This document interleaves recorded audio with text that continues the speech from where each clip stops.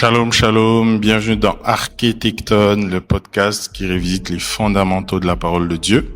Je suis Jonathan Kadima et dans l'épisode d'aujourd'hui, nous continuons dans notre initiation prophétique et nous allons apprendre comment prophétiser. Il y a encore une fois, avant de commencer, j'aimerais vraiment demander pardon à toutes ces personnes qui ont été abusées, exploitées par ces méchantes personnes sous couvert de prophètes ou sous couvert de serviteurs de Dieu qui ont fait des choses méchantes sous couvert du prophétique, qui vous ont extorqué de l'argent peut-être, qui ont abusé de vous. En tout cas, je demande pardon, mais vraiment pardon. Et ma prière est que toutes ces choses ne vous empêchent pas d'être lucide. Voilà, ne vous empêchent pas d'être lucide par rapport à ce que nous allons partager aujourd'hui.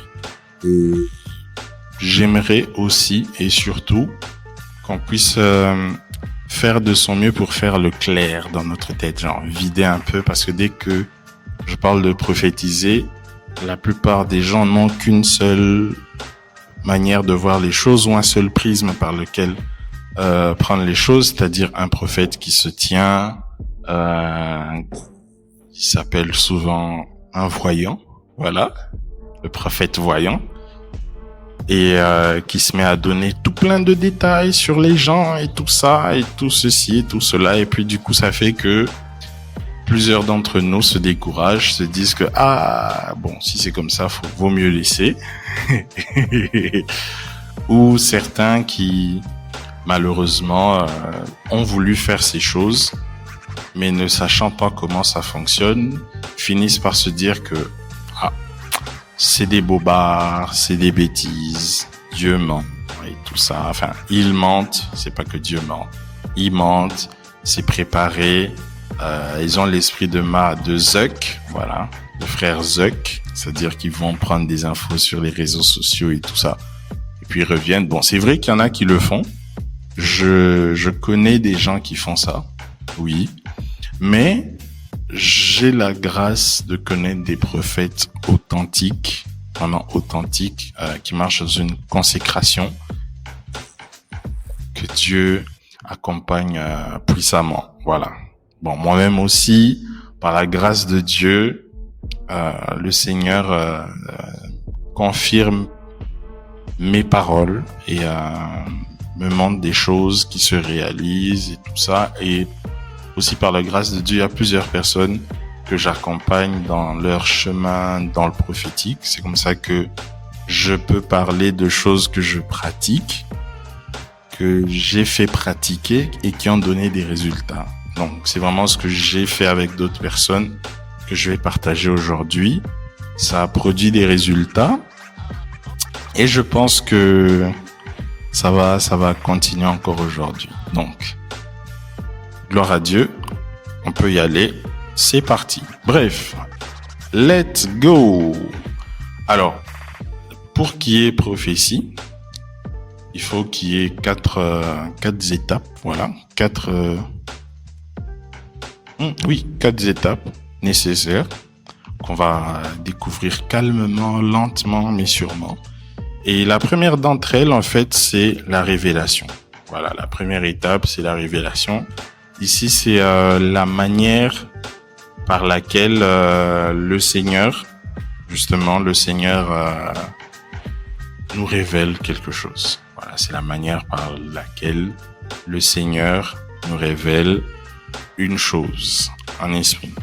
Donc, ici, par rapport à la révélation, le problème souvent, c'est que les gens n'aiment pas travailler parce que nous sommes entre nous. Le prophétique est réservé aux personnes intelligentes. Voilà, je sais que ça peut peut-être paraître discriminatoire, mais le prophétique requiert beaucoup d'intelligence, demande beaucoup d'intelligence, ça demande de faire travailler la caboche, de réfléchir, d'analyser, d'examiner Et malheureusement, plusieurs chrétiens n'aiment pas ça. Ils n'aiment pas s'asseoir. C'est comme ce matin, j'étais en train de faire travailler quelqu'un par rapport à un rêve qu'elle a fait. Moi, j'ai compris le rêve, mais je pouvais pas lui dire, voilà, le rêve, c'est comme ça, comme ça, comme ça. Je me suis dit, ça, c'est trop facile. Et ça crée une dépendance envers moi. Vaut mieux plutôt te donner des éléments qui te font travailler, qui te font réfléchir et qui te font réaliser que Dieu te parle et qu'est-ce que Dieu a voulu te dire. Bon, on fera sûrement un épisode sur l'interprétation des rêves, où je partage des bases. Je vais pas tout donner non plus, quand même. Mais bon, voilà. Et donc, la partie de la révélation, les gens n'aiment pas parce que justement, ça demande à ce que on apprenne à discerner la source de ce qui nous vient à l'esprit. C'est-à-dire que on doit savoir qui nous parle. Je vais énumérer quelques sources à un moment, en continuant l'épisode, voilà. Mais c'est important. Et aussi, ce qui quand même nous aide à discerner, c'est l'exercice. On doit travailler, s'exercer. Les gens pensent que, boum, du jour au lendemain, on se réveille et puis bam. Je vois souvent des gens critiquer parce que ils pensent que on ne s'exerce pas. Et bon, on peut comprendre que c'est vraiment méchant. Oui, je vais être gentil, c'est méchant de leur part et c'est de la pure mauvaise foi. Mais bon, on a déjà expliqué que bon, on va pas chercher à défendre tout et rien. Ceux qui veulent pas croire, c'est leur problème. Ceux qui veulent croire, c'est leur problème. Donc, le fait de discerner la source, c'est important, c'est nécessaire parce que le prophétique nous connecte à plusieurs esprits, nous côtoyons plusieurs esprits puisque nous sommes des membres actifs du monde spirituel. Et donc, chaque fois, c'est nécessaire de discerner. C'est comme ça que même la parole de Dieu nous dit, ne vous attachez pas à, ne prêtez pas foi à n'importe, non. Attendez. La parole de Dieu, je crois que c'est dans Jean 4, on dit de tester tout esprit. Voilà. Tester tout esprit, c'est-à-dire discerner, examiner tout esprit, savoir qui tu es. Faut le demander. Quand tu côtoies un esprit, tu le demandes qui se présente. C'est qui? Il parle de quoi? Et en nous, lorsque nous sommes habités par la parole de Dieu, lorsque l'esprit de vérité est en nous, l'esprit nous permet, à travers justement le discernement des esprits, l'esprit nous permet de savoir qui est qui. Mais l'esprit le fait lorsque nous avons une base en nous. Il faut qu'il y ait quand même des bases bibliques nécessaires en nous qui font que l'esprit peut nous aider dans un langage que nous comprenons parce que nous avons déjà une base en nous, base biblique, afin de nous conduire. Donc, ceux qui n'aiment pas lire leur Bible, je suis désolé pour vous, mais le prophétique n'est pas fait pour vous. Si vous n'aimez pas lire la parole, si vous n'aimez pas plutôt étudier la parole, si vous n'aimez pas la parole de Dieu, les Écritures et tout ça, faut fuir, faut laisser tomber. Le prophétique n'est pas fait pour vous. C'est ça, c'est mort. Bref, connaître son canal de révélation. Alors, il y en a qui reçoivent des choses de la part de Dieu, des révélations de la part de Dieu par des visions. Il y en a qui reçoivent par des pensées, il y en a qui reçoivent par des rêves, il y en a qui reçoivent par des sensations. C'est-à-dire que tu peux être là, tu ressens quelque chose, ça peut être la tristesse, ça peut être la joie, ça peut être une atmosphère pas très intéressante. Et en questionnant l'esprit, tu te mets à recevoir des informations. Il y en a qui, par exemple, ressentent des odeurs. Oui, ça arrive, c'est très normal. Dans le monde spirituel, nous avons des odeurs qui nous caractérisent. Et même la parole de Dieu dit déjà que nous avons l'odeur de Christ. Christ signifiant oint. Et dans la parole de Dieu, celui qui était oint l'huile d'onction était une huile très aromatisée qui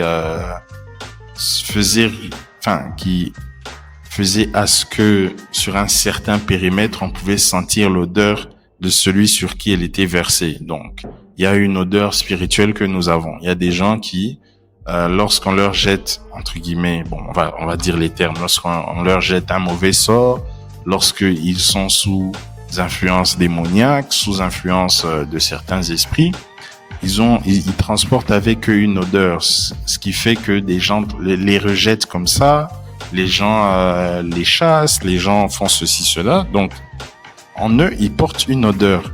Donc, c'est normal. Donc, j'ai une amie comme ça là, elle perçoit des odeurs et elle a travaillé ça. Donc, ça se travaille. C'est en questionnant l'esprit, en ayant des mentors.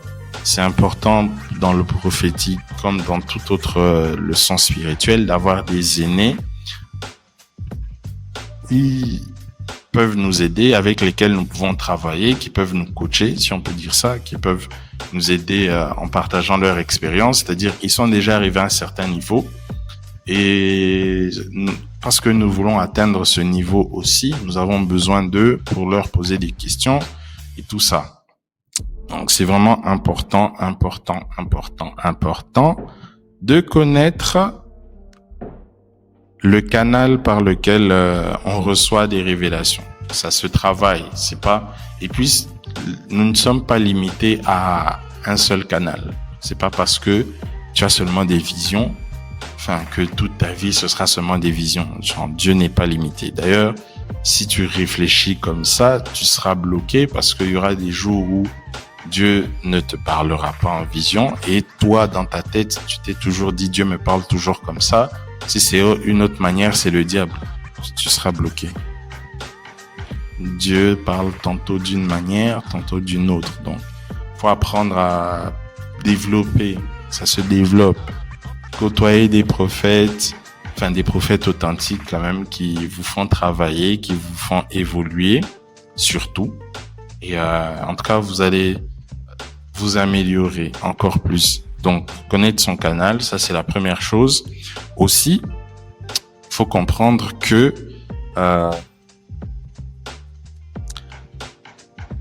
l'un des grands problèmes que j'ai avec le prophétique dans notre génération, c'est que nous avons tout limité à recevoir des numéros de téléphone, à recevoir des noms, à recevoir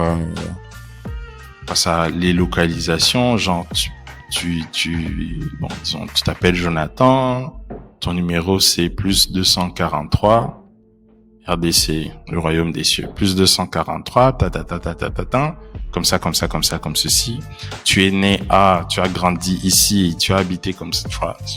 Et malheureusement, à ça que beaucoup sont réduits et c'est triste. C'est vraiment triste parce que il y a plein de choses que le Seigneur nous révèle ou a à nous révéler et puisque on a réduit juste le prophétique à ces choses-là, ça fait que ceux qui ne perçoivent pas ce genre de détails se pensent être faux ou pensent être moins importants que les autres et quelques-uns qui ont reçu cette grâce-là ou ont développé ces aptitudes-là se croient être supérieurs parce que je vois beaucoup de mes frères, les prophètes, beaucoup d'entre eux qui se prennent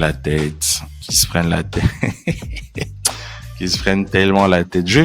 D'ailleurs, je vais vous partager quelques petits secrets sur les sources de révélation et vous allez comprendre que des fois les détails que certains d'entre eux perçoivent, ils sont pas si extra au fait, c'est pas si exceptionnel que ça et que ça ne doit pas nous impressionner tant que ça, pas dans le mauvais sens, mais que si ça ne nous conduit pas au Seigneur, si ça ne nous conduit pas à une révérence du Seigneur, ça sert à rien en fait. Ça ne sert vraiment à rien, mais alors à rien du tout. Et donc, comme je disais, il n'y a pas que les noms, il n'y a pas que les numéros. Il y a des fois où certains d'entre nous sont en fait des poètes, donc qui reçoivent peut-être une phrase. Il y en a qui, par exemple, ils ont, comment je peux expliquer ça, des nabis. Voilà, c'est vrai que c'est pas vraiment prophète, mais ils opèrent dans ce couloir-là, c'est-à-dire qu'il y a comme une parole qui bouillonne en eux. Il y a comme quelque chose, un thème, une parole qui bouillonne en eux, et à partir du moment où ils se mettent à libérer cette parole, ça peut être soit verbalement, ça peut être par écrit, donc un thème qui vient comme ça, et au fur et à mesure qu'ils se mettent à le développer, ça commence à couler. Donc il y en a qui, forcément, c'est pas les numéros de téléphone, c'est pas les noms, c'est pas les comptes bancaires, mais c'est des poètes, par exemple. Ce sont des écrivains. Il y en a qui, leur révélation, c'est avoir des scénarios. Je sais que l'Église, nous négligeons un peu nos artistes, mais il est temps de les remettre là où le Seigneur veut qu'ils soient. Il y a très peu de personnes qui sont aussi prophétiques que les artistes. Et malheureusement, nous les négligeons. Il n'y a pas un livre qui est plus prophétique que le livre des psaumes. Le livre des psaumes, c'est d'ailleurs le livre le plus cité dans le Nouveau Testament. Et qui étaient les psalmistes? Des artistes. Donc, on doit remettre, et la plupart des gens qui ont écrit les psaumes, c'était des familles de personnes consacrées au Seigneur, qui fonctionnaient dans la grâce prophétique. Donc, c'était des Lévites. Donc, nous devons remettre les choses au clair le plus rapidement possible. Donc, il y en a, par exemple, qui, leur révélation, c'est un dessin. Et ils perçoivent une image, ils se mettent à la reproduire, et puis, voilà. C'est aussi le Seigneur qui veut s'exprimer. Il y en a qui, leur révélation concerne des nations. Il y en a, leur révélation concerne des mélanges à faire pour produire des guérisons. Par la phytothérapie, par exemple. Il y en a, leur révélation, c'est des thèmes d'enseignement. Par exemple, il y en a, leur révélation, c'est censé être... Parce que le prophétique ne doit pas se limiter aux quatre murs de l'église. Le prophétique ne doit pas nous arrêter... ne doit pas se limiter à aligner les gens, commencer à leur dire Dieu va te faire du bien, Dieu va faire ceci, je vois un voyage, je vois un déplacement, je vois ceci, cela, non, on doit voir plus grand, nous devons voir plus grand. Le prophétique ne doit pas se limiter aux quatre murs de l'église. Autant l'influence des croyants doit aller beaucoup plus loin, autant nous devons grandir, Nous devons grandir et ne pas nous limiter. Ce n'est pas parce que tu ne perçois pas des numéros de téléphone que tu es moins chrétien, moins spirituel que les solutions que tu reçois de la part de Dieu dans ton domaine d'influence. Réfléchissons. Bon, si tu es dans le domaine des sciences, si tu es par exemple chercheur dans un milieu scientifique, qu'est-ce que le Seigneur gagne en te révélant des numéros de téléphone? Quel est l'intérêt de Dieu dans cela? Réfléchissons ensemble. Mais quel est l'intérêt de Dieu en te révélant les bonnes formulations chimiques, les bonnes formulations physiologiques ou je sais pas moi quoi, pour faire avancer ton domaine, pour être un inventeur ou faire avancer la science? Vous pensez que Dieu néglige la science, par exemple? Or, la science ne fait que prouver que Dieu est Dieu. Même si beaucoup de scientifiques se perdent ou sont incrédules ou sont dans leur monde, ils se disent non. Mais la science finit par donner raison à Dieu. La science, c'est le témoignage de que Dieu est Dieu. Alors, est-ce que Dieu n'est pas intéressé par la science? Vous voyez? Donc, pourquoi se limiter à des petites choses alors que nous servons un grand Dieu qui est diversifié dans sa sagesse? Voilà, une sagesse infiniment variée. Pourquoi nous négliger? Vous voyez? Pourquoi? Genre, par exemple, qu'est-ce qui fait que le Seigneur ne peut pas te parler des cours des finances, par exemple, de comment investir ton argent, de comment plutôt accompagner des gens dans leurs investissements. Qu'est-ce qui empêche le Seigneur de faire ça? Tu sais ce qui empêche le Seigneur de faire ça? Toi. Pourquoi? Parce que tu t'es dit que ce ne sont pas des choses qui intéressent Dieu. Tu t'es dit que Dieu ne peut pas au fait me parler de ça. Or, il y a des gens qui reçoivent des inventions dans leurs rêves. Pourquoi tu négliges tes rêves, par exemple? Pourquoi tu te dis que Dieu ne peut pas me parler de ça? Je donne juste un témoignage. Ce podcast existe parce que Dieu m'a parlé en rêve. Ouais, Dieu m'a montré. J'ai fait un rêve, j'ai vu toute la procédure que je devais faire, le site sur lequel je devais appliquer pour servir d'hébergeur pour le podcast. Et donc, j'ai vu ça en rêve. Le matin, je me suis réveillé, j'ai retenu tout ça, j'ai appliqué et ça s'est fait comme ça. Voilà. Le Seigneur a parlé, oui. Est-ce que c'était un numéro de téléphone? Est-ce que c'était le nom de quelqu'un? Non. Mais le Seigneur a parlé et voilà. Aujourd'hui, tu es là en train de m'écouter parce que j'ai été prophétique. J'ai perçu la voix de Dieu.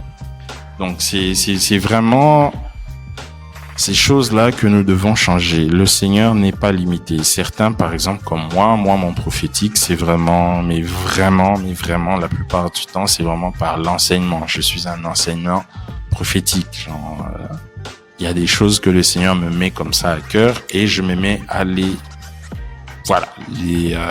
enseigner. Alors, ça vient comme ça coule comme ça. Je ne force pas, ça coule. Donc, je serai pas le gars qui va peut-être te sortir tous les détails là, mais je suis effectif dans ce qui fait ma force. Alors, demande à Dieu que Dieu puisse vraiment te faire avancer dans ton couloir, dans ce qui fait ta force, dans le domaine dans lequel il t'appelle, afin que tu sois prophétique. D'ailleurs, juste pour nous faire réaliser quelque chose, la première mention du mot onction dans la Bible, c'est par rapport à Betsalel, et c'est une référence au prophétique. Pourquoi? Parce que il s'agissait de reproduire sur la terre ce que Moïse avait vu dans les cieux. Dieu lui avait dit, reproduis selon le modèle que tu as vu. C'est-à-dire, il a vu quelque chose spirituellement, et par le prophétique, à travers l'onction de Dieu sur un individu, il s'agissait de reproduire fidèlement ce qu'ils ont perçu en esprit. Donc, le prophétique, c'est aussi ça. C'est pas toujours numéro de téléphone, adresse ou quoi. Non, tu n'as pas toujours besoin de ça pour être prophétique. C'est pas ça qui valide le prophétique ou la prophétie, je sais pas. C'est pas ça. Il y a pas que ça. Dieu n'est pas limité par ça. Grandissons, voyons plus grand. Ne limitons pas Dieu, ne devenons pas ennemis de Dieu à cause de notre ignorance. Mes frères les prophètes, s'il vous plaît, aidez le peuple de Dieu à ne pas se voir comme ridicule ou minuscule, parce que il y a un couloir que vous avez exploité, que vous avez maîtrisé, et que vous pensez que tout le monde est censé suivre ce couloir-là. Ça, c'est par exemple quelque chose que j'ai contre beaucoup de prophètes de ma génération. Quand je vois certains services prophétiques, je suis là, genre, Seigneur, aie pitié de moi parce que mon cœur est vraiment en ruine. Ça m'énerve. Il y a certaines choses, ça m'énerve à un point. Mais bon, Je ne vais pas les attaquer, je vais les défendre, mais je pointe quand même quelques petites failles. Bref, comprendre que justement la révélation, la révélation, voilà, vient par plusieurs canaux, voilà. Les canaux, ça peut être les pensées, les visions, les sensations, les odeurs et tout ça. Ça peut être par exemple des noms, effectivement, des lieux. Ça peut être le caractère d'une personne. Dieu peut te révéler le caractère d'une personne. Ça, c'est quelque chose que je fais souvent. Genre, je scanne les gens. Ça arrive, je sais percevoir les traits d'une personne comme ça, là. Ça arrive. Dieu révèle ce genre de choses. Ça arrive que Dieu révèle, par exemple, des choses sur des nations. Ça peut être que Dieu te fait ressentir quelque chose, une sensation. Voilà quoi. Dieu n'est pas limité. Donc, ne limitons pas Dieu à une seule manière de voir les choses, un seul prisme. Non. Mais voyons plutôt par rapport à où nous sommes envoyés, qu'est-ce que Dieu veut dire? Qu'est-ce que Dieu veut faire connaître comme volonté? Quels sont les desseins de Dieu? Voilà. Donc, ne tombons pas dans ce piège-là. Il n'y a pas que les détails habituels. Faut pas te minimiser. Faut pas, croire que tu es ceci ou cela. Bref, il faut avancer. Il faut avancer. Sinon, on va jamais en finir. Donc, il y a les canaux de révélation que je viens de citer, et puis il y a des sources de révélation. Et c'est là où le discernement devient nécessaire. Je vais parler de plusieurs sources. Voilà. Donc, la première source, évidemment, c'est le Saint-Esprit, mais il n'y a pas que le Saint-Esprit. Il n'y a pas que le Saint-Esprit. Je sais que ça va déranger plusieurs qui aiment bien dire que en dehors du Saint-Esprit, c'est faux. Il n'y a pas que le Saint-Esprit. Je suis désolé, mais il n'y a pas que le Saint-Esprit. Oui, il y a aussi les anges qui nous accompagnent, qui sont... c'est normal, en tout cas dans le monde prophétique, de fonctionner avec les anges. Les anges, ça vient... le mot hébreu pour les anges, c'est malak, donc envoyé, messager. Or, en tant que personne prophétique, nous sommes des messagers. Donc, ce n'est que normal de fonctionner avec des anges. Ça arrive. En tout cas, c'est très normal, surtout pour les personnes prophétiques, de fonctionner avec des anges. Donc, c'est vraiment très normal. C'est pas de la sorcellerie. Je sais qu'il y en a beaucoup dans leur tête. On les a tellement configurés à voir les démons. Donc, à force de parler de démons, leurs esprits sont configurés à ne croire qu'aux démons. Bon, il y a aussi les anges, Si vous pensez peut-être que c'est de la sorcellerie, s'ils pensent que c'est de la sorcellerie, c'est leur problème. Mais nous savons que les anges nous accompagnent. Alors, il y a aussi d'autres choses, d'autres canaux. C'est, par exemple, le fait de se connecter à l'esprit de quelqu'un. Je sais que ça va faire bizarre, mais c'est normal. Pour des prophètes ou des personnes prophétiques de se connecter à l'esprit de quelqu'un. Et là, ça se passe souvent. Je sais que ça va faire peur, mais il y a le bon comme le mauvais. Il y a le bon côté, c'est-à-dire avoir accès à ces informations en se connectant à l'esprit de quelqu'un pour la bonne cause. Ça arrive, c'est normal. Souvent dans des services prophétiques, ça arrive. Moi, je le fais aussi. C'est quelque chose de normal, mais c'est utilisé pour la bonne cause. En gros, je sais que les gens ont peur, mais la parole de Dieu dit: qui connaît les pensées de l'homme si ce n'est l'esprit de l'homme? Je crois que c'est dans 1 Corinthiens, comme ça, où on dit après que c'est l'esprit de Dieu qui connaît les pensées de Dieu et qui nous les révèle. Donc, il y a moyen, en se connectant à l'esprit de quelqu'un, d'avoir des informations sur lui. Alors, pour le faire, il y a des points de contact. Les points de contact sont habituellement les mains, la paume des mains. Voilà, c'est comme ça que dans les choses de l'autre côté, ils utilisent, on lit à travers, je sais plus c'est quoi le mot déjà. Bon, je connais même pas. Bref, il y a des gens qui lisent sur les paumes des mains. Voilà, c'est des points de contact. Il y a les yeux. Voilà, ça c'est le canal que je maîtrise souvent quand je dois scanner quelqu'un. Je cherche une photo de cette personne et puis je fixe ses yeux et j'ai accès à certains détails sur cette personne-là. Voilà, c'est pas de la sorcellerie, hein. Voilà, c'est normal. C'est normal. Je sais que ça va faire peur, mais bon, c'est normal.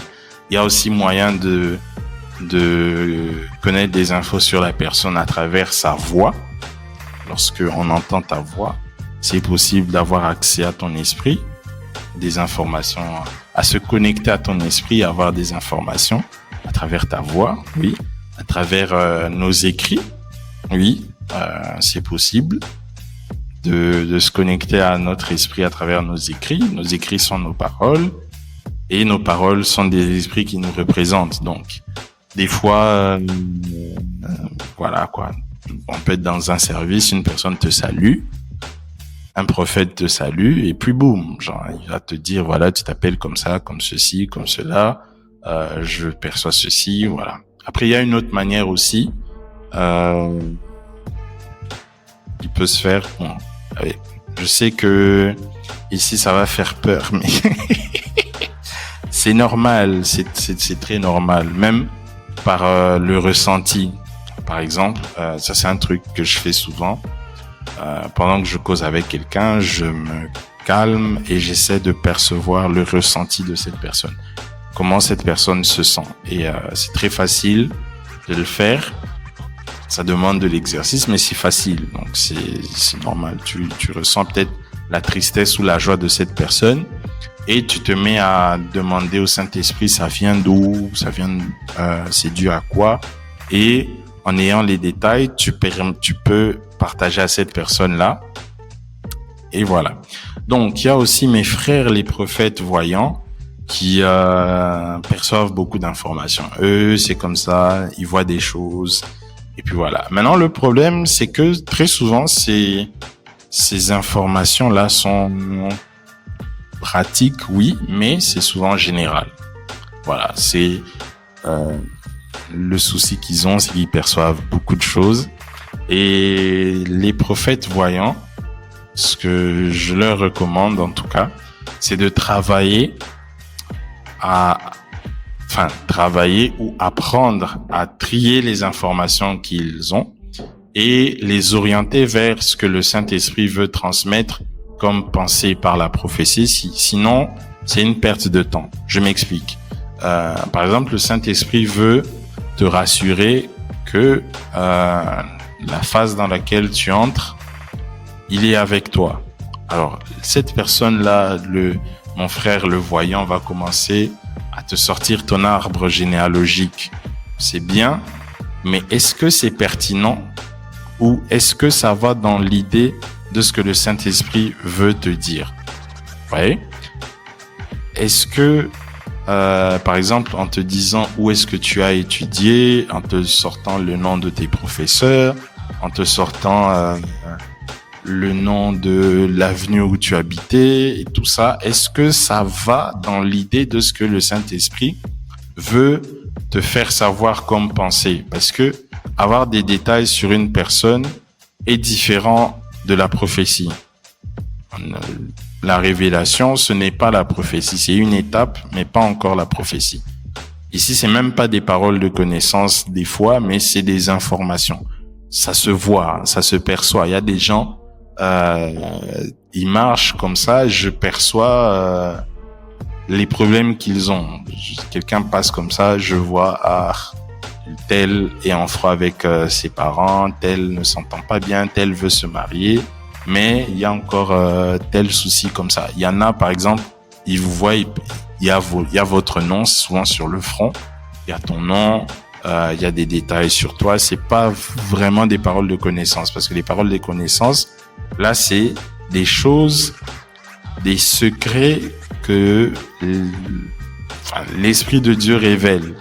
Et là, c'est vraiment pas des informations courantes, c'est vraiment des secrets, les secrets. Et c'est vraiment une manière pour Dieu de te faire comprendre qu'il te connaît. Parce que les informations générales, même ceux qui sont en face peuvent les avoir. D'où j'expliquais que c'est pas toujours ça qui doit nous impressionner. Parce que même les gens d'en face peuvent les avoir. Mais c'est plutôt l'expression de la pensée de Dieu qui nous différencie. Vous voyez, exprimer la pensée de Dieu qui nous différencie. Alors, si mes amis, les voyants, ne savent pas maîtriser, ne savent pas être équilibrés, ils vont développer ce que j'appelle le syndrome d'ostentation compulsive. C'est-à-dire que ils vont faire des choses pour montrer qu'ils sont capables de connaître, non pas pour glorifier Dieu, mais pour faire voir qu'ils sont capables. Vous voyez, la maturité, c'est des fois savoir que je peux faire certaines choses, mais je ne les fais pas. Pourquoi? Parce que ce n'est pas utile.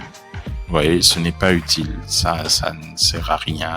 Enfin, oui, ce n'est pas utile.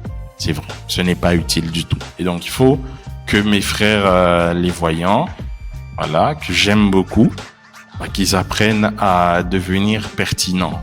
Ce n'est pas nécessaire de devoir faire 10 minutes sur une seule personne, avec des détails sur une seule personne, alors qu'il y a d'autres personnes qui sont là. Ça, ce n'est pas pertinent de s'éterniser sur des détails qui, s'ils ne sont pas inspirés de Dieu, sont beaux, mais ce n'est pas pertinent. Donc, ils doivent vraiment, je demande en toute humilité à mes frères les prophètes voyants, s'il vous plaît, ne tombez pas dans ce que j'appelle le syndrome d'ostentation compulsive. Ne faites pas les choses pour être vus des hommes, parce que ça déplaît au cœur de Dieu. Dieu ne vous a pas donné ces aptitudes-là pour qu'elles servent au divertissement. Ce n'est pas la pensée de Dieu. Alors, il y en a d'autres qui fonctionnent avec ce que j'appelle des esprits familiers. Ça, c'est des sources de révélation. C'est pourquoi je parle du discernement. Il faut connaître.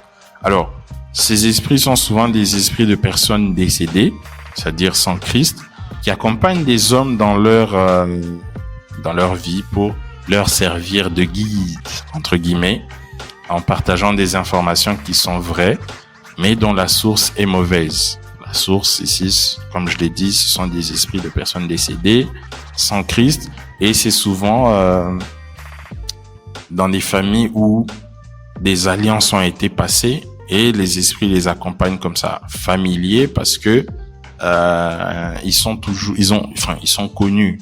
Ouais, ils sont connus par ces esprits-là, par ces sources-là. Donc, il y en a, par exemple, dans des familles, ils ont fait certains arrangements. Leurs ancêtres ont fonctionné d'une certaine manière et ceci les accompagne. Il y en a qui, malheureusement, en pensant que c'était des anges, ont rencontré les esprits familiers de chez eux. Voilà, ça arrive. Ça peut être peut-être connecté à un héritage familial, connecté à un village, connecté à un coin. Donc, c'est vraiment important de veiller vraiment à sa consécration, parce que il y en a malheureusement qui sont des prophètes entre guillemets qui fonctionnent avec des esprits familiers. L'un des signes qui démontre qu'ils fonctionnent avec ces esprits familiers, c'est l'immoralité sexuelle dans laquelle ils sont, et dont ils n'ont aucun remords. Ça ne les dérange pas. Il y en a d'autres aussi qui ont un aspect manipulateur très développé. Ça aussi, c'est c'est un signe à observer. Un aspect manipulateur très développé et une cupidité sans frein. C'est des choses comme ça là, avec ces esprits familiers qu'il faut observer.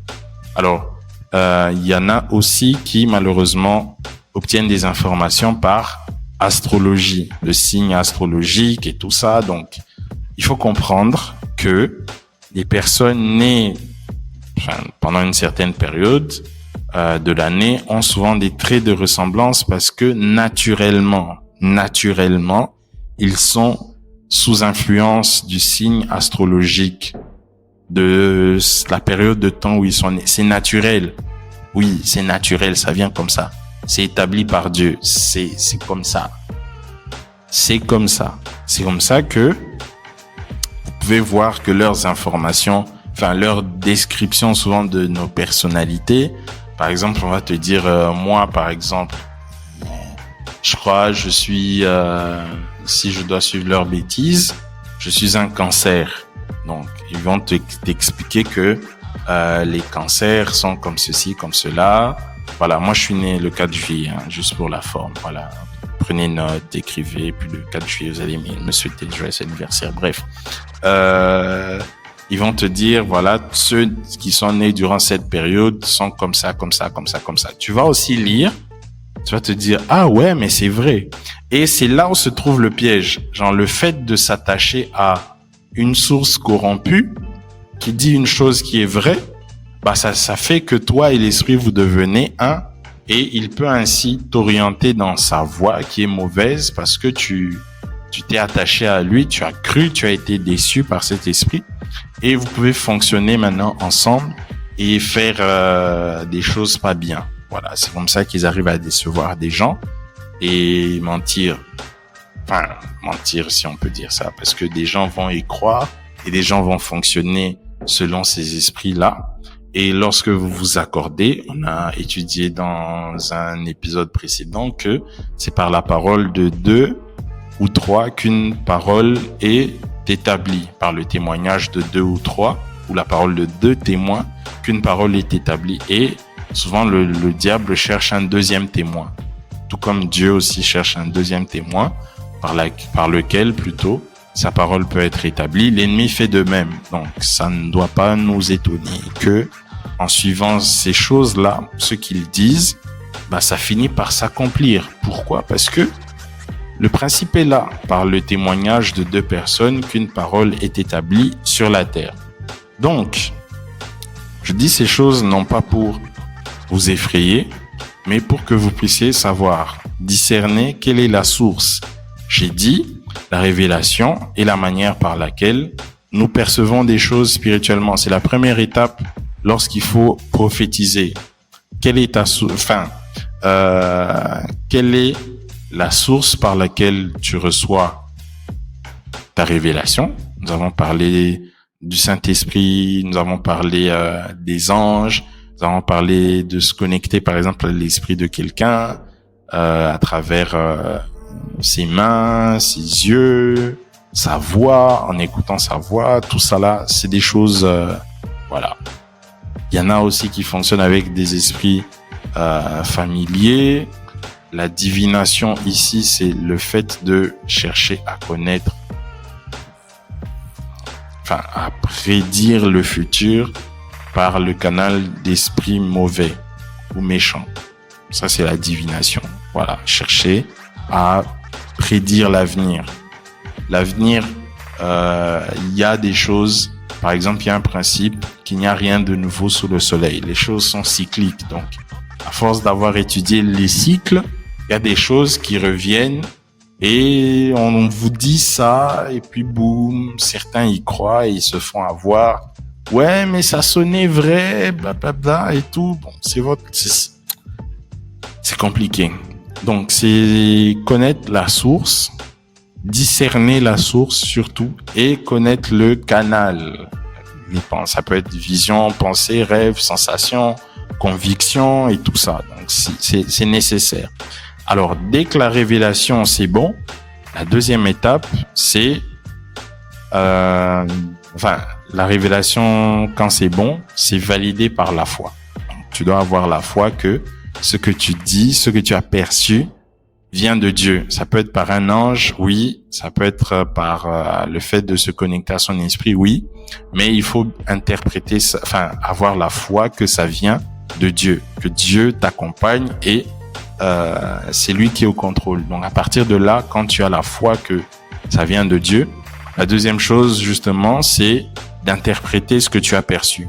Et habituellement, dans les services prophétiques, lorsqu'il s'agit d'interpréter, c'est quand vraiment vous pouvez voir peut-être un prophète se mettre à poser des questions. Par exemple, j'ai perçu une voiture.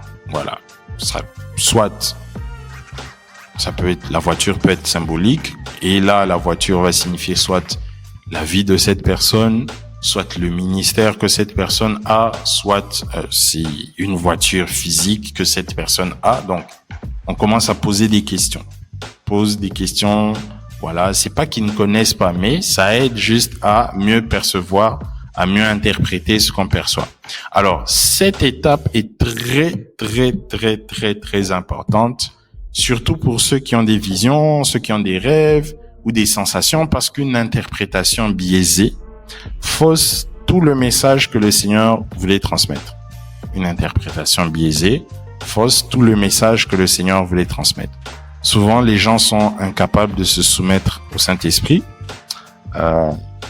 et à partir de là, voilà quoi. Lorsqu'il s'agit d'interpréter, ça dérange parce que ça demande de poser des questions, d'apprendre, de questionner, et c'est compliqué.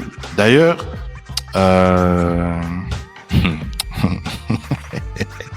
beaucoup de gens qui critiquent les prophètes le font à tort et à travers, parce que ils insinuent instinctivement que ceux qui passent par ces étapes que eux ont trouvé impossibles à faire le font par la puissance de Satan ou par des esprits familiers, blasphémant ainsi contre le Saint-Esprit.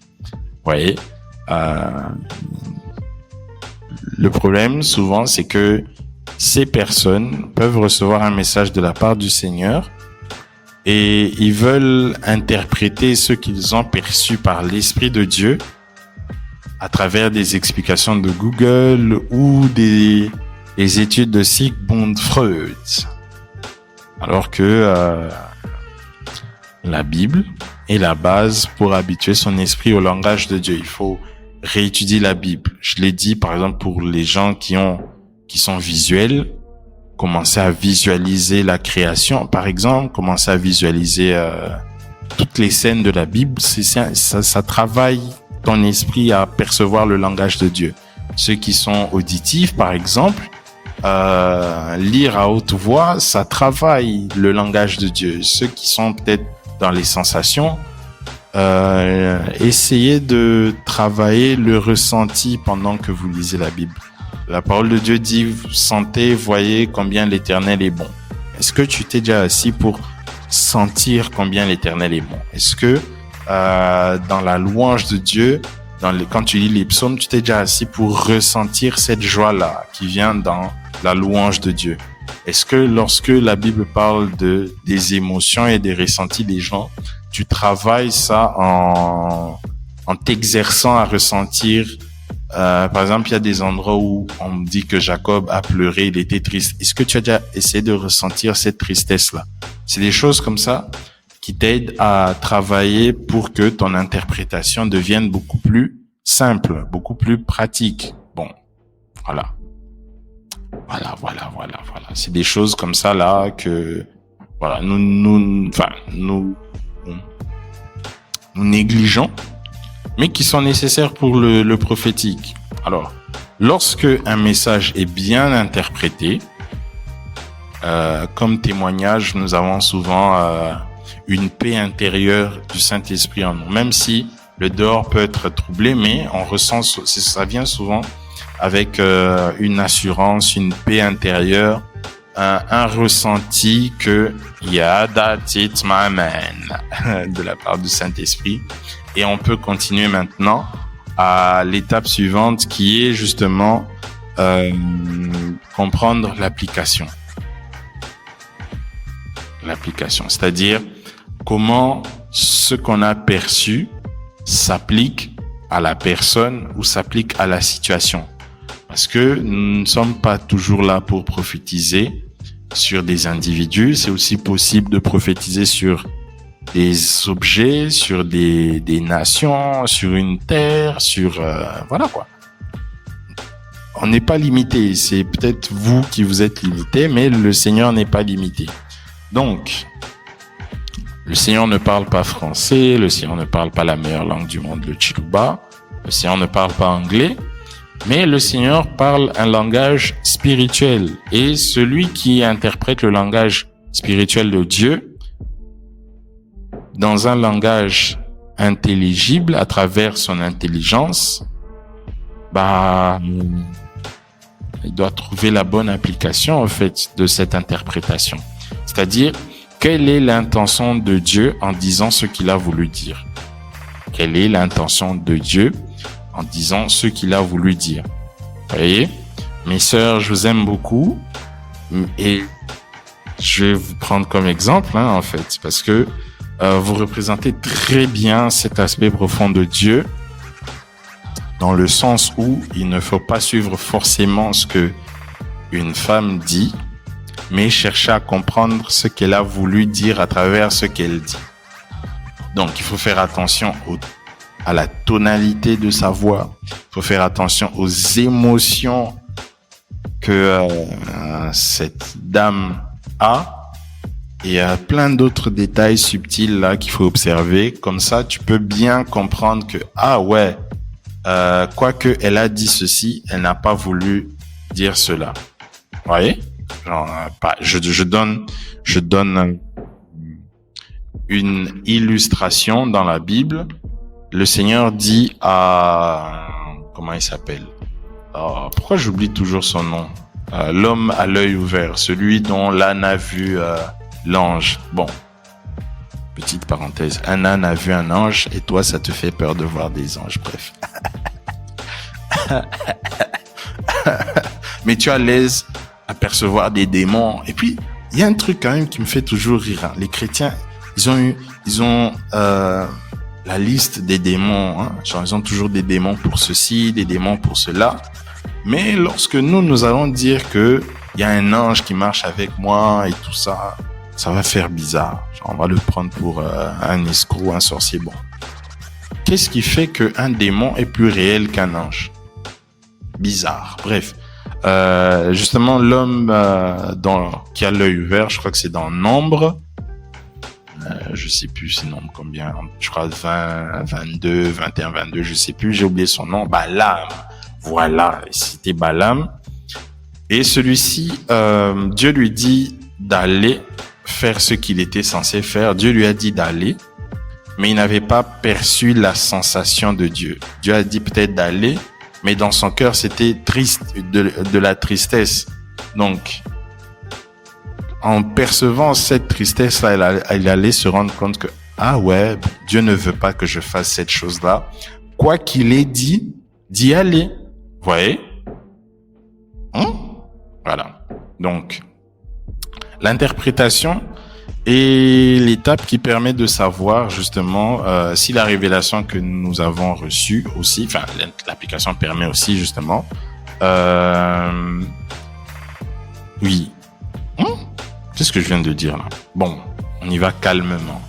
L'application est aussi l'étape qui permet de savoir si ce que nous avons reçu, voilà, comme révélation, c'est soit une parole de connaissance, une parole de sagesse ou une prophétie. Voilà. Contrairement aux deux autres situations, la prophétie, c'est vraiment l'application claire de la volonté de Dieu pour une situation présente ou future. On va donner une illustration, encore une fois. On va illustrer, voilà, parce que je sais qu'il y en a qui sont très visuels, donc qui sont un peu perdus. Bon, on va y aller calmement. Alors, imaginons qu'en t'approchant d'une personne, tu perçoives une douleur à l'estomac. Ouais. Ça, c'est le canal de perception. Et tu l'as reçu comment? En t'approchant de cette personne. Tu as eu un ressenti. Le Saint-Esprit te fait ressentir quelque chose. Et à partir de ce moment-là, tu vois que cette personne est sur un lit d'hôpital et elle subit une opération chirurgicale. Donc là, c'est la première étape qui est la révélation. Maintenant, l'interprétation va te faire savoir si il s'agit d'une opération physique, si cette personne est malade ou a été malade, et si peut-être elle a été opérée physiquement. Donc c'est comme ça qu'on peut lui demander, est-ce que récemment vous avez été opéré de l'estomac?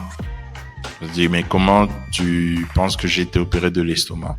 Ou comment tu sais que j'ai un problème avec l'estomac? Ouais, elle va te dire, non, en fait, j'ai pas été opéré de l'estomac, mais j'ai une douleur à l'estomac. Vous voyez? Et là, ça te permet de savoir si c'était une opération physique qui a eu lieu ou qui a lieu. Là, ça devient une parole de connaissance. Ou alors qu'il s'agit d'une illustration d'une guérison que Dieu veut opérer. Vous voyez? Tu as perçu, tu as senti quelque chose, douleur à l'estomac, tu as su que ça c'est pas moi, c'est quelqu'un en face de moi. Tu vois une vision, tu interprètes, tu poses des questions. Est-ce que c'est physique ou c'est quelque chose que Dieu veut faire? Vous voyez? Et là, l'application maintenant, c'est chercher à savoir quelle est la motivation de Dieu en te montrant cela. S'il s'agit d'une opération chirurgicale qui s'est déroulée et que Dieu cherche à rassurer cette personne que il la connaît et que voilà quoi. Si Dieu te fait savoir que, ou si par la réponse de cette personne, tu sais que cette opération a déjà été faite, là, ça te fait connaître, c'est pour rassurer à la personne que Dieu la connaît. Et surtout, c'est pour recevoir quelque chose en plus du Saint-Esprit. Donc, au-delà juste que la personne sache que Dieu la connaît, il y a maintenant quelque chose à faire après, un encouragement ou quelque chose en rapport avec le futur. Parce que si Dieu est capable de savoir que cette personne Dieu est capable de te révéler que cette personne a été a été opérée plutôt, c'est pas juste pour le plaisir, non. Il y a une motivation derrière. Il y a quelque chose que Dieu cherche à faire. Et c'est ça qu'il faut se poser comme question lorsque on se rassure de l'interprétation. Il faut chercher maintenant l'application. Voilà. Donc, si l'opération justement a été faite, donc c'est pour rassurer. Si la personne, par exemple, ça n'a pas encore été fait, c'est pour justement soit rassurer cette personne que vous serez peut-être opéré, mais Dieu est avec vous, ou encore c'est peut-être une guérison divine que Dieu veut opérer par toi. Et là, fun fact, il peut se faire que forcément ce ne soit pas la personne que tu as vu se faire opérer, qui s'est effectivement fait opérer, mais cette personne-là peut servir de point de contact. Point de contact, c'est-à-dire elle peut être là comme représentant quelqu'un d'autre qui n'est pas là, mais qui est proche de celle-ci et que Dieu veut atteindre. C'est comme ça que tu peux recevoir un détail sur quelqu'un, mais la personne va te dire, ah, ça c'est pas moi, ça c'est mon frère. Vous voyez? Et parce que Dieu veut atteindre son frère, Dieu te parle comme ça. Là, c'est vraiment la dynamique pour la plupart des prophéties personnelles, parce que il faut savoir le faire pour savoir juger. Voilà. Donc, comme c'est souvent ce qui se fait, il faut connaître comment ça fonctionne pour que tu saches aussi juger. Voilà. Donc, comme je l'ai dit, il peut se faire que cette personne serve de point de contact.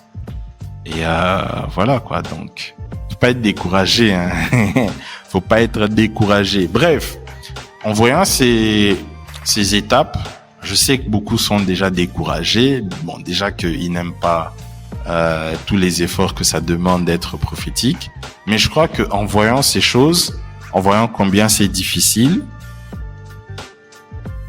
on se rend compte que nous devons être assez indulgents avec certaines personnes ou ne pas prendre certaines personnes de haut ou les attaquer ou les insulter juste pour le fait d'insulter, parce que on peut se rendre compte que quelqu'un peut avoir une révélation authentique mais se tromper dans l'interprétation. elle a mal interprété. Ça arrive souvent dans les débuts pour ceux qui prophétisent.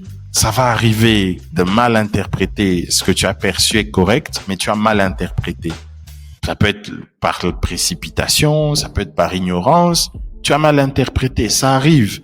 Ça peut être quelqu'un d'autre qui l'a bien perçu, bien interprété, mais l'application, il ne sait pas discerner quelle est la motivation de Dieu par rapport à cette révélation-là. Qu'est-ce que Dieu veut faire avec cette révélation qu'il a reçue? Ça arrive. Et donc, le processus peut être bon, mais là-bas, ça ne fonctionne pas trop. D'où, c'est vraiment important, mais vraiment important, que ce soit dans nos églises, que ce soit entre nous, de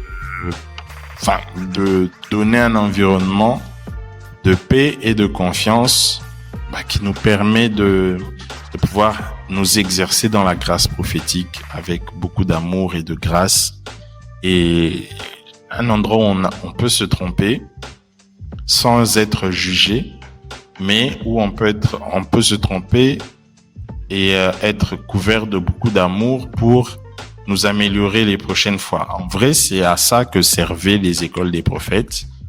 C'était des endroits où les prophètes pouvaient s'exercer calmement et grandir. Et l'Église de nos jours n'offre pas ce type de milieu-là pour ceux qui, au-delà d'être prophètes, ont la grâce prophétique. J'ai expliqué dernièrement qu'il y a ceux qui ont des dons, le don de prophétie. Il y en a qui sont prophètes. Donc, c'est bien d'avoir des espaces comme ça où on peut exercer en toute quiétude. Moi, par exemple, à mes débuts, j'avais ce que j'appelle toujours mes cobayes. Donc, c'est mes amis avec lesquels, si j'ai envie de tester des nouvelles choses, je le fais avec eux, et ils m'ont énormément accompagné dans mes débuts. Et ce dont beaucoup bénéficient aujourd'hui, ça vient de chez eux. C'est à cause de mes amis. Voilà quoi, les résultats qu'il y a aujourd'hui sont là parce qu'ils m'ont aidé à tester sur eux, à me tester sur eux. Je sais que le mot se tester, ça dérange parce que les gens pensent que boum, du tic au tac, on devient un expert ou on grandit comme ça. Bon, je vous ai dit que beaucoup veulent fonctionner avec l'esprit de la prophétie. L'esprit de la prophétie enlève la conscience humaine de l'équation, c'est-à-dire Dieu fait quelque chose souverainement. Ça ne fonctionne pas comme ça. Il n'y a pas que ça. Il y a aussi ceux qui ont les dons, et les dons demandent un environnement. Les prophètes demandent un environnement dans lequel ils peuvent s'exercer dans leur début jusqu'à maîtriser, parce qu'il faut maîtriser. Nous devons devenir des maîtres. Le monde dans lequel nous allons, au fait, demande à ce que nous devenions des maîtres, que nous sachions.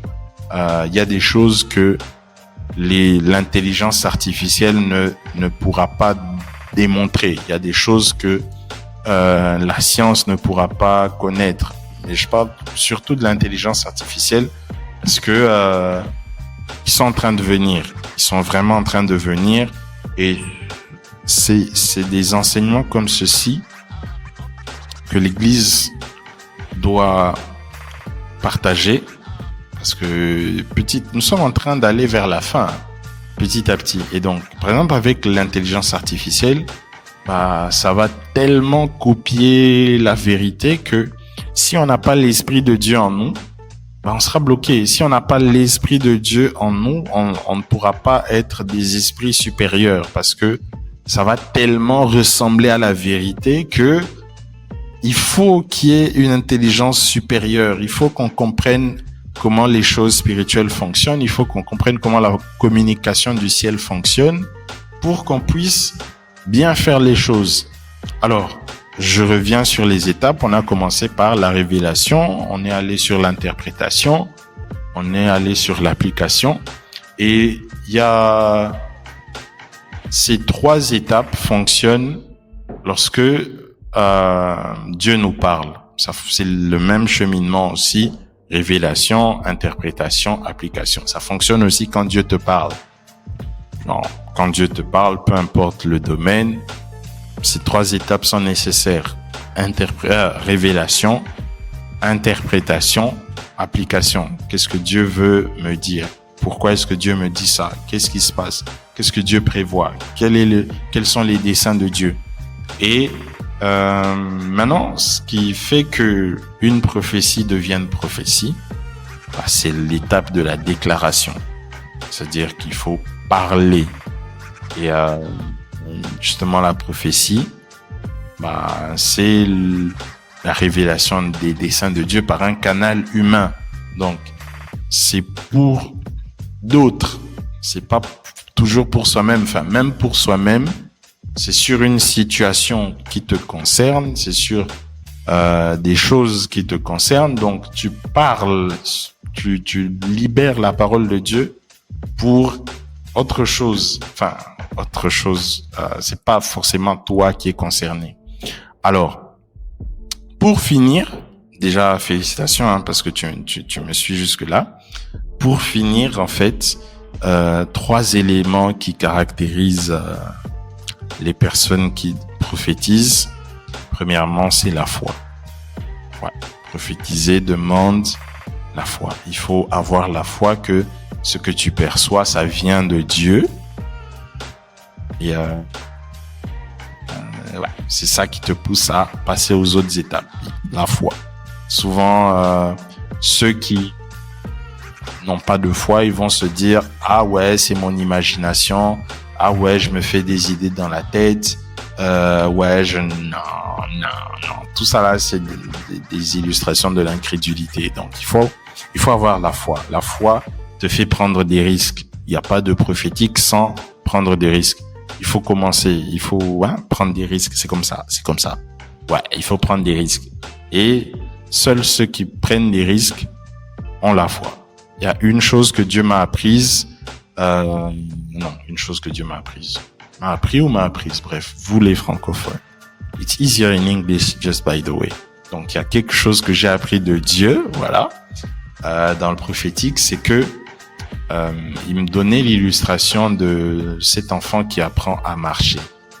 Et il me disait, entre celui qui cherche à se lever et marcher et celui qui ne fait rien, lequel des deux tu vas encourager ou lequel des deux tu seras fier? Celui qui apprend à marcher, qui tombe, qui se relève, ou celui qui ne fait rien?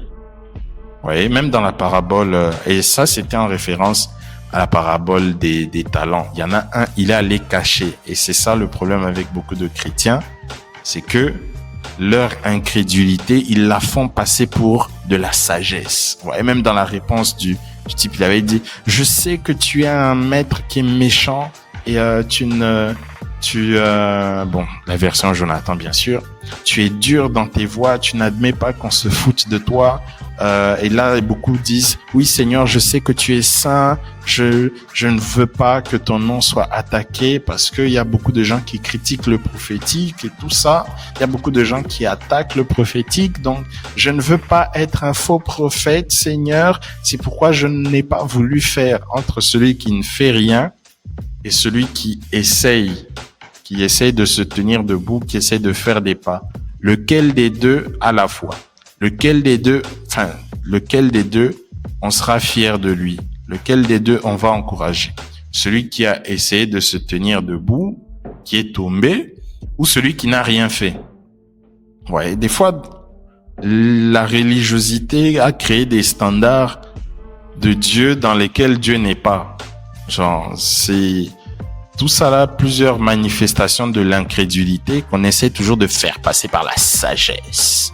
Voilà, Dieu ne doit pas être moqué, donc on ne peut pas, ça doit être touché par l'Esprit de Dieu que les gens doivent parler. Toutes vos choses là, c'est des mensonges. Tout ça là, c'est l'incrédulité. Tout ça là, c'est l'incrédulité. Et beaucoup sont incrédules, il y en a beaucoup dans l'église. Tous ceux qui combattent le prophétique sont incrédules parce que ils n'y croient pas et ils veulent toujours couvrir ça par de la sagesse. Alors, deuxième chose qui doit caractériser ceux qui prophétisent, c'est l'amour. Parce que Dieu est amour. Prophétiser, au-delà juste de partager la pensée de Dieu, c'est aussi partager ou exprimer la nature de Dieu. Celui qui prophétise ne prophétise pas seulement, ne partage pas seulement des paroles qui viennent de Dieu, mais il exprime la nature de Dieu. Et souvent, le fait d'exprimer la nature de Dieu couvre beaucoup de nos imperfections. Ça couvre beaucoup, mais alors beaucoup de nos imperfections, parce qu'il peut se faire que on se soit trompé peut-être dans l'interprétation ou dans l'application, mais parce que nous exprimons l'amour de Dieu, parce que c'est fait avec amour, le Saint-Esprit sait toucher le cœur de la personne et lui faire ressentir tout l'amour de Dieu qui ressort de toi pendant que tu parles. Et ça fait que son esprit est touché et cette personne ne se rendra pas compte que tu as raté peut-être 2-3 étapes. Lui va se dire, Dieu m'a parlé, et Dieu va se charger de corriger ce que toi tu as dit de mauvais. Et peut-être toi tu t'es trompé, mais lui ne saura pas que tu t'es trompé. C'est comme ça que Dieu couvre ses serviteurs, ceux qui prennent des risques. La grâce de Dieu nous couvre. Je crois que c'est avec l'amour, il y a aussi la compréhension de la grâce de Dieu. La grâce de Dieu, c'est sa faveur imméritée, et cette faveur-là couvre nos imperfections. Il n'y a pas de prophétique sans la grâce de Dieu. C'est nécessaire pour toute personne qui prophétise d'avoir conscience de la grâce de Dieu, parce que la grâce de Dieu nous couvre. La grâce de Dieu couvre nos imperfections et nous fait atteindre son niveau. C'est pas par nos actions, mais c'est par l'œuvre de Jésus-Christ. C'est une faveur imméritée, ça ne vient pas de nous. Tout ce que nous avons à faire, c'est l'accepter, la recevoir. C'est quelque chose de difficile pour beaucoup d'entre nous parce que c'est facile. Genre, il suffit juste d'accepter. Et ça déconcentre beaucoup, genre. C'est juste ça. Oui, c'est juste ça. Ça te dérange pourquoi? Parce que ça leur enlève les mérites qu'ils voulaient avoir. Genre, moi, je sais faire ça. Moi, je sais faire ceci. Moi, je. Il n'y a pas de moi, je. Ici, c'est Jésus a. Jésus a fait. Jésus a fait ceci. Jésus a fait cela. Et c'est ça. Donc, la foi, être animé d'amour, comprendre la grâce. Et dernière chose, avoir la crainte de Dieu. Il y a beaucoup d'entre nous qui ont tellement conscience du regard des autres, qui vivent tellement pour les caméras, qu'ils ne peuvent pas parler de la part de Dieu. Ils n'ont pas, j'allais dire un terme, mais non, je vais pas le dire. Ils n'ont pas les... Hein? Voilà, ils n'ont pas les... Voilà, pour faire confiance à Dieu. Et ils vivent tellement pour plaire aux hommes qu'ils déplaisent Dieu. Ils n'ont pas de crainte de Dieu. C'est-à-dire que Dieu peut leur parler, ils seront là. Mais Seigneur, tu sais que telle personne, je suis tel dans ma famille. Tu sais que comme ça, comme ceci, comme cela. Tu sais que tel oncle, tu sais que telle tante. Seigneur, et si ça ne marche pas, je serai ridicule, je serai cela. Donc ils ont une telle image à sauver devant les hommes que ils déplaisent à Dieu parce que ils montrent en fait à Dieu qu'ils ont plus d'estime pour les autres que pour Dieu. Et il peut pas y avoir de prophétique lorsqu'on a des choses à perdre, lorsqu'on a encore des choses à perdre plutôt. Genre le prophétique commence quand tu n'as rien à perdre, quand tu apprends à mourir à toi-même. Je sais que ça sonne différent, mais voilà, lorsque tu apprends à faire le mort, c'est-à-dire que, comme Paul le dit, je ne vis plus, ce n'est plus moi qui vis, mais c'est Christ qui vit en moi. C'est ça aussi le prophétique, c'est-à-dire que tu vas faire quelque chose, tu vas parler de la part de Dieu, peu importe ce que les gens vont dire, c'est pas ton problème. D'ailleurs, la plupart du temps, la réaction des gens n'est pas toujours proportionnelle à ce que tu as dit, et les gens vont se moquer de toi, les gens vont t'attaquer. Je me rappelle, par exemple, j'ai prophétisé une fois Et tout le monde m'a regardé, genre, wesh frère, c'est quoi ton problème? Et ça m'avait fait mal. Mais dans cette douleur-là, Dieu m'a dit, je suis fier de toi. Je suis fier de toi parce que tu as partagé. Et au fur et à mesure, tu apprends à faire fi des réactions des hommes. Et c'est comme ça, genre, il y a pas de prophétique sans devoir faire fi des regards des autres. Quand on lit, par exemple, dans la parole de Dieu, Dieu demande à Ézéchiel de manger des excréments. Ah, wesh, frère. Dieu demande, par exemple, à Osée d'épouser une prostituée. Dieu demande à Ésaïe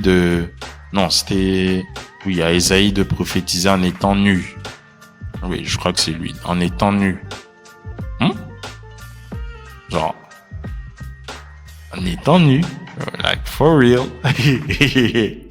Alors, si Dieu est capable de demander ça à des hommes, à ses prophètes, et que ceux-ci se préoccupaient du regard des autres, est-ce qu'ils allaient accomplir les desseins de Dieu? Point d'interrogation. Je ne pense pas. Donc, c'est des choses, des fois, on parle jusqu'à ce que il faille maintenant obéir à Dieu. Il faille plutôt partager la pensée de Dieu. Il faille obéir à Dieu. Et ça, c'est vraiment les étapes où on se rend compte que beaucoup n'ont pas la foi. Beaucoup ne sont pas animés par l'amour. D'ailleurs, juste pour revenir à la partie amour, en fait, plus on évolue dans le prophétique, plus l'amour de Dieu doit grandir en nous, parce que si on n'est pas animé d'amour, ce sera très difficile d'être des bons porte-parole de Dieu. Je m'explique. Beaucoup de gens, Dieu ne peut pas leur faire confiance en leur montrant les failles de certaines personnes, parce que ils vont les utiliser pour les juger, ils vont les utiliser pour se comparer à elle et se dire que ah ouais, lui fait tel péché, pas moi. Vous voyez, par exemple, j'ai appris ça comment? C'est en scannant les gens. Par la grâce de Dieu, comme je l'ai dit, par exemple, en ayant une photo de quelqu'un, je peux percevoir des choses sur cette personne. Et ces choses, c'est souvent le caractère de la personne. Je peux percevoir ses failles, je peux percevoir ses qualités.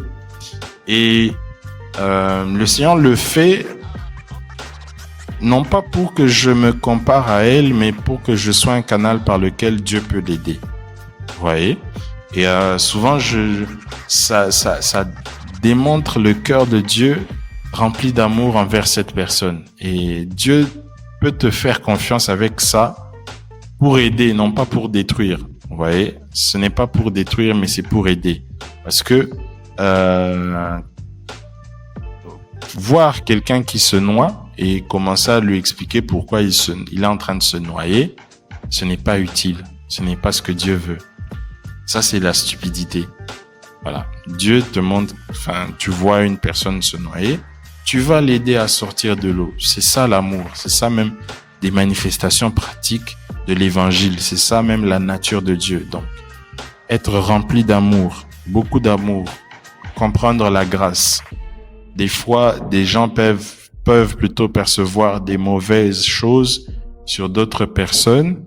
Et lorsqu'ils ne sont pas animés de la grâce, ils vont venir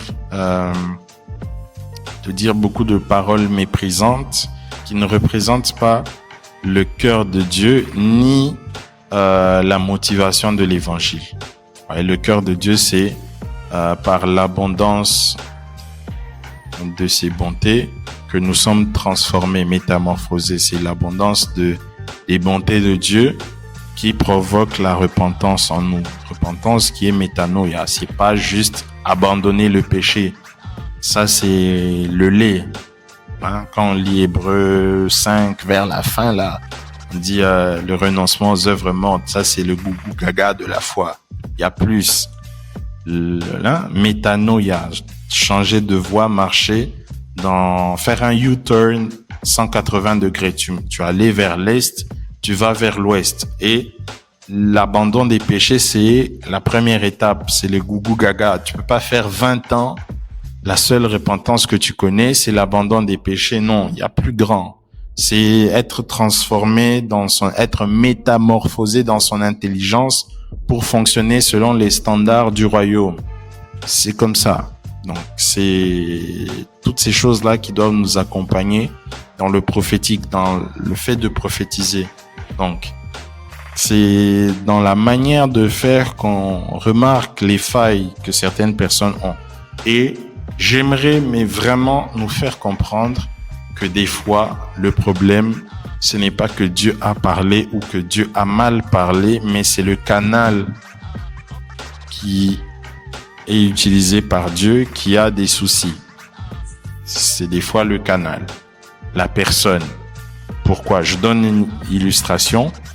Lorsque l'eau du robinet sort et qu'elle est rouillée, c'est pas toujours l'usine qui a un problème. Des fois, l'usine, l'eau est traitée calmement, avec tout ce qu'il faut. Mais si le tuyau est rouillé, l'eau qui était pure au départ finit par subir la rouille de ce canal-là et ça sort justement une eau rouillée.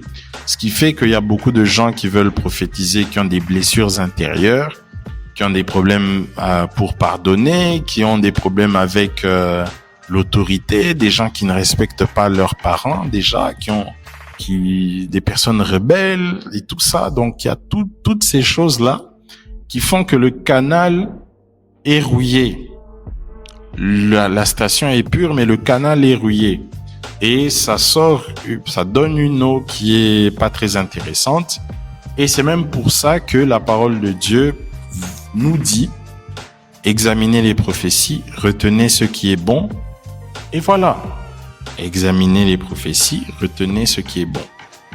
Je vais faire peut-être un autre épisode dessus parce que si j'enchaîne, on va faire 2 heures ici et c'est pas intéressant. Vous voyez? Donc, il y a tout ça. Il faut apprendre à travailler sur soi, pas soi-même, mais en laissant le Saint-Esprit corriger. Si tu as des problèmes pour pardonner, il faut pardonner mon frère, il faut pardonner ma sœur. Tu seras un canal rouillé dans les mains de Dieu et l'eau qui va sortir de toi, ça sera catastrophique. Si tu as des problèmes avec l'autorité, pardon, faut changer. Si tu as, je sais pas moi, quel souci de caractère, laisse le Saint-Esprit te transformer parce que c'est pour ton bien, c'est nécessaire.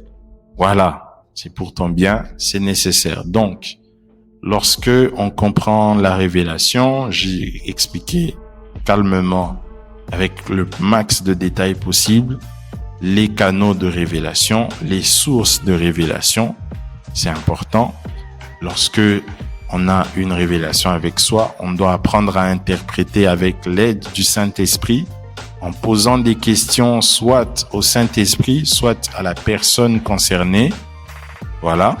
Ensuite, à partir de détails qui nous ont aidés dans l'interprétation, on passe à l'application. Ici, c'est comprendre la motivation de Dieu dans ce qu'on a perçu. Qu'est-ce que Dieu veut faire? Ça peut être soit partager cette information, ça peut être soit intercéder pour la personne, ça peut être voilà quoi.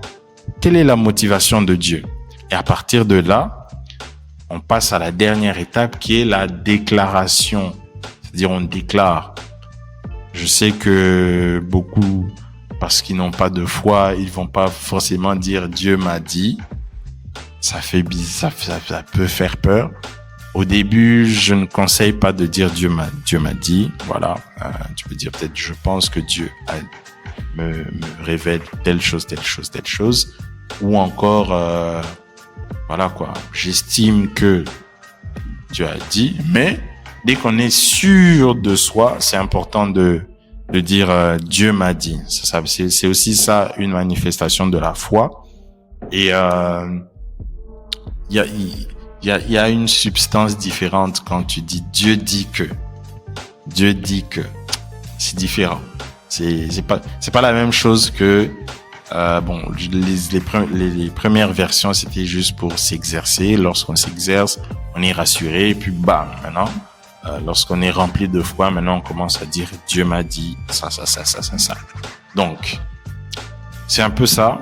Je prie et je décrète que ton esprit soit illuminé et que tu comprennes ces choses de manière pratique par l'illumination du Saint-Esprit, que tu sois rempli d'un zèle pour parler de la part de Jésus-Christ, parce que ce monde a besoin qu'on parle de la part de Jésus-Christ.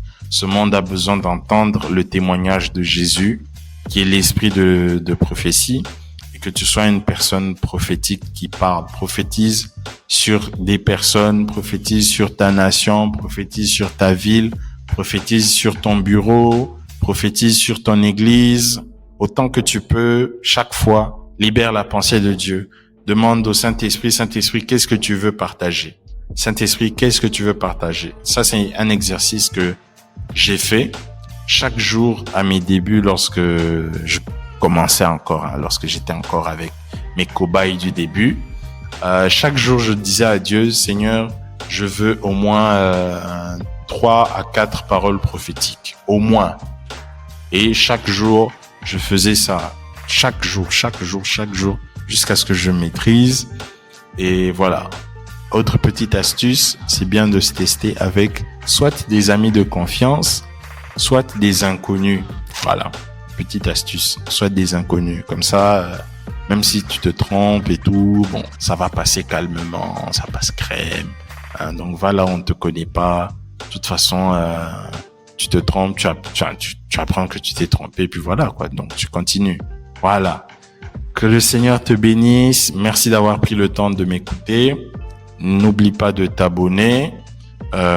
Si tu es sur Apple Podcast plutôt, mets-moi une note. Comme ça, plusieurs personnes peuvent tomber sur mon podcast et être bénies. Si tu es sur Spotify, fais de même et partage. Si tu utilises une autre plateforme, en tout cas, partage. Nous sommes en train de lutter contre les faux en enseignant la vérité. Nous sommes contre des faux. Il y a beaucoup de faux qui s'est initié dans le mouvement prophétique. Il y a beaucoup de personnes qui fonctionnent avec des mauvais esprits, des esprits familiers. Il y en a qui fonctionnent dans la divination. Il y en a qui fonctionnent avec les zodiaques, voilà, les signes astrologiques, en aide avec d'autres esprits. J'ai montré comment ça fonctionne. Voilà. Ce n'est pas que j'utilise ça, mais le Saint-Esprit m'a montré. Voilà, comme ça. Voilà. Donc, maintenant que tu connais, applique. Parce que ça ne sert à rien de connaître sans appliquer. Sinon, ce que tu as te sera même arraché. Donc, une vérité ne devient vérité que lorsqu'elle est expérimentale. Il est temps de prophétiser. Va prophétiser et que le Seigneur t'accompagne. Bon, je sais qu'il va t'accompagner de toute façon. Donc, sois béni, demeure béni dans le nom de Jésus. Amen.